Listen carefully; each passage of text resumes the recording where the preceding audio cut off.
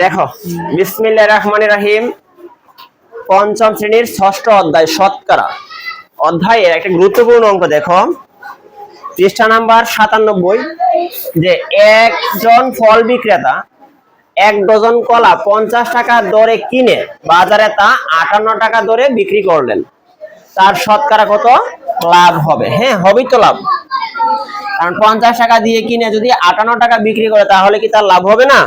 হবে, অবশ্যই লাভ হবে। তাহলে এখানে বলা আছে শতকরা কত লাভ হবে, তাহলে 100 টাকায় কত টাকা লাভ হবে? একজন ফল বিক্রেতা এক ডজন, আগে বাবুর দিয়ে এক ডজন সমান কয়টি?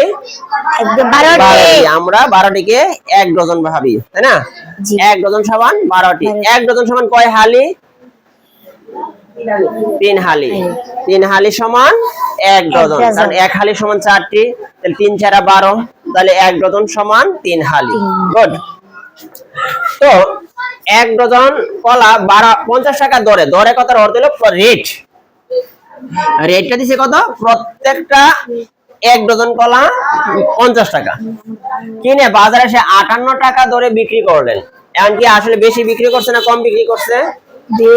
বেশি বিক্রি। 50 টাকা দিয়ে কিনে 58 টাকা বিক্রি করলে তো সে বেশি বিক্রি করছে, তাহলে কি লাভ হবে না লস হবে? লাভ হবে। লাভ হবে। তাহলে কি হবে? লাভ হবে। তাহলে এখানে লেখো যে এক ডজন কলার ক্রয় মূল্য কত টাকা? 50 টাকা। আবার এবং এক ডজন কলার বিক্রয় মূল্য 58 টাকা। কত টাকা? 58 টাকা। এখানে ক্রয় মূল্য অপেক্ষা বিক্রয় মূল্য বেশি হওয়ায় লাভ হয়েছে। লাভের সূত্রটা কি? ক্রয় মূল্য অপেক্ষা বিক্রয় মূল্য বেশি হলে কি হয়? লাভ হয়। তাহলে এখানে তুমি লিখতে পারো কথাটা যে এখানে ক্রয় মূল্য, হ্যাঁ তুমি 7 এ উঠলে বা 6 এ এই কথাটা লিখতেই হয়, 5 এ তো বড় করতে হয় না আর কি, যে এখানে ক্রয় মূল্য অপেক্ষা বিক্রয় মূল্য বেশি হওয়ায় লাভ হয়েছে। সুতরাং লাভ ইজ ইকুয়াল টু, লাভের সূত্রটা আমরা সবসময় কি বড়টা থেকে ছোটটা বিয়োগ দিই। এখানে 50 বড় না 58 বড়? 58 বড়। 58টা কি? বিক্রয় মূল্য। তাহলে লাভ ইজ ইকুয়াল টু বিক্রয় মূল্য বিয়োগ ক্রয় মূল্য। বিক্রয় মূল্য বিয়োগ মূল্য ক্রয় মূল্য। ক্রয় মূল্য, বিক্রয় মূল্য কত আর ক্রয় মূল্য কত? 50 টাকা। তাহলে লাভ হয়েছে কত? 8 টাকা। 8 টাকা লাভ হয়েছে। এই যে 8 টাকা লাভ হলো, এটা কোন টাকা থেকে লাভ হয়েছে? 50 কারণ টাকা। এখানে 50 টাকা হলো ক্রয় মূল্য। কোন দ্রব্যের লাভ বা ক্ষতি নির্ভর করে তার ক্রয় মূল্যের উপর। কোন দ্রব্যের লাভ বা ক্ষতি নির্ভর করে তার ক্রয় মূল্যের উপর। ক্রয় মূল্যের উপর। তাহলে এখানে ক্রয় মূল্য কত টাকা? 50 টাকা। তাহলে এই যে 8 টাকা লাভ হয়েছে কোন টাকা থেকে লাভ হয়েছে? 50 টাকা থেকে। মজার বিষয় দেখো, 50 টাকা থেকে লাভ হয়েছে কত টাকা? 8 টাকা। শতকরা কত লাভ হয়? শতকরা কথার অর্থ কি? 100 টাকা। শতকরা কথার অর্থ হলো 100 টাকা। তাহলে 100 টাকা কি এখানে আসল না লাভ? এখানে 100 টাকা কি আসল না লাভ? এখানে 100 হলো আসল। 100 টাকায় কত লাভ হবে? তাহলে 100 টাকায় লাভ নির্ণয় করতে বলা হয়েছে, তাই না? তাহলে 100 এখানে কি আসল। এখানে 50 কি আসল না 8 আসল? 50 আসল, 8 কি লাভ। তাহলে 50 টাকায় লাভ হয় 8 টাকা। তাহলে 100 টাকায় কত টাকা লাভ হবে? তাহলে আমার লাভ নির্ণয় করতে বলা হয়েছে, তাই না কথা? জি। যেটা নির্ণয় করতে বলা হয় ওই সাইডটা সবসময় ডান পাশে থাকবে, তাই না? তাহলে আমরা লিখবো 50 টাকায় লাভ হয় 8 টাকা। কিভাবে লিখবো? 50 টাকা লাভ হয় 8 টাকা। 50 টাকায় লাভ হয় 8 টাকা। 8 টাকা। তাহলে 50 এর পরে কি আমি 100 টাকা লিখবো না কি লিখবো? 1 টাকায়। ও কি আসতে হবে? 50 এর পরে আসবো 1, 1 এর পরে 100 বা আরো যা চাইতো তাই। যদি কইতে বলে 80 টাকায় কত টাকা লাভ হবে তাও আমি করতে পারতাম, যেহেতু শতকরা কইছে 80 তো হবে না, 100 হবে। তাহলে 50 টাকায় লাভ হয় 8 টাকা। 1 টাকায় লাভ হয় উপরে 8, নিচে কত? 50 টাকা। সুতরাং শতকরা মানে কি 100। আচ্ছা, আবার আগের মতো 50 টাকায় যদি লাভ হয় 8 টাকায়, 1 টাকায় লাভ বেশি হবে না কম হবে? 50 টাকা বিনিয়োগ করার সময় আমার লাভ হয়েছিল কত টাকা? 8 টাকা। এখন আমি বিনিয়োগ করছি 1 টাকা। 1 টাকা বিনিয়োগে আমার লাভ কম হবে না বেশি হবে? কম। কারণ আমার পুঁজি কম। তাহলে পুঁজি কম হলে আমার রুজি কম হবে, লাভ কম হবে, তাই না? জি। গুড। তাহলে বাঘ, বাঘ মানে নিচে। নিচে। তাইলে এবার দেখো, আগে পুঁজি ছিল আমার 1 টাকা, এখন আমার পুঁজি কত? 100 টাকা। 100 টাকা বিনিয়োগ করলে 100 টাকায় লাভ কি বেশি হবে না কম হবে? বেশি হবে। বাড়লে গুণ। বাড়লে গুণ। গুণ মানে উপরে। 8 গুণ 100 নিচে হলো 50 50 টাকা। 50 ওকে 50, 50 2 গুণে 100, 8 2 গুণে 16 টাকা। টাকা। উত্তর 16 টাকা। 16%, মানে 100 টাকায় 16 টাকা লাভ হয়। 100 টাকায় 16 টাকা লাভ লাভ হয়, হয়। অর্থাৎ অর্থ হলো 16%। দেখো অপর আরেকটি অঙ্ক, যে একটি বাগানে মোট 30টি গাছের মধ্যে কয়টি গাছের মধ্যে?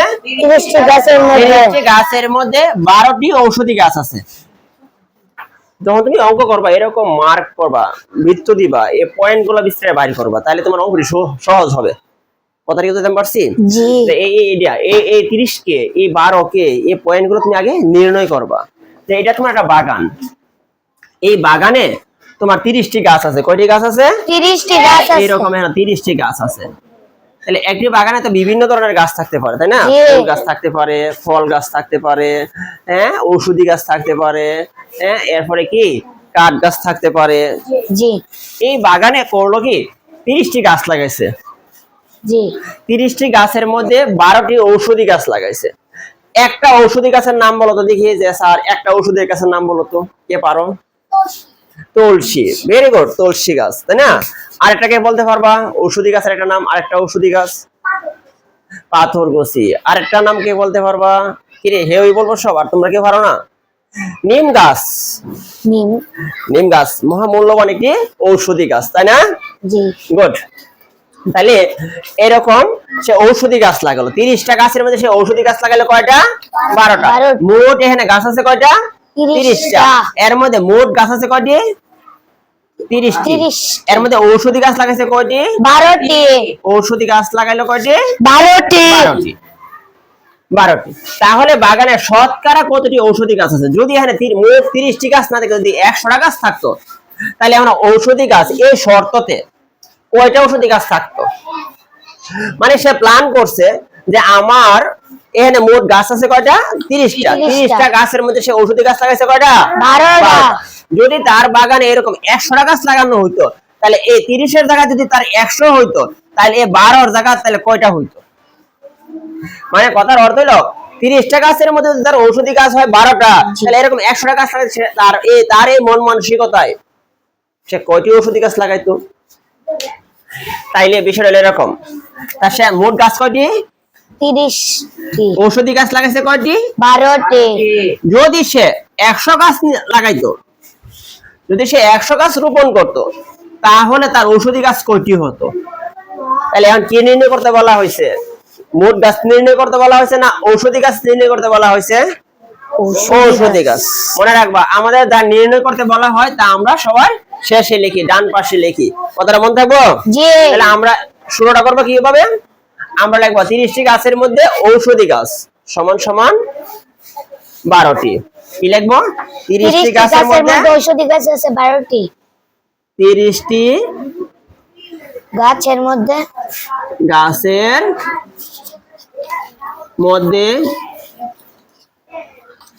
ঔষধি গাছ আছে কয়টি? 12টি। 12টি।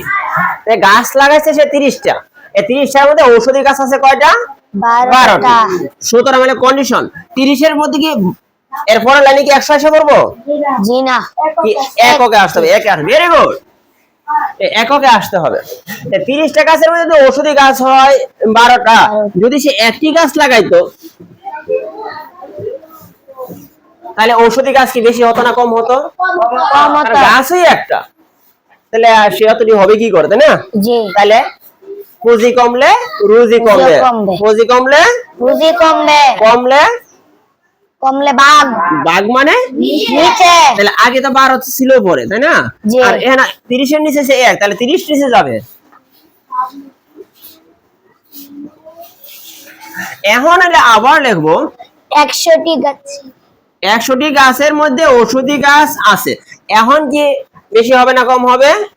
বেশি হবে আগে ছিল বাগানে গাছ একটা, এখন হলো বাগানে গাছ ছিল 100টা। 100টা। তাহলে যেহেতু গাছ বেশি, তাহলে ঔষধি গাছ তো বেশি হবে। জি। মোট গাছ বেশি হলে ঔষধি গাছ গাছও বেশি বেশি হবে। হবে। মানে পুঁজি বাড়লে রুজি পুঁজি বাড়বে, বাড়লে গুণ, গুণ মানে উপরে 30 ভাগের 12 তো আমার আগেই ছিল, গুণ, গুণ মানে উপরে, উপরে যাবে 100 100টি।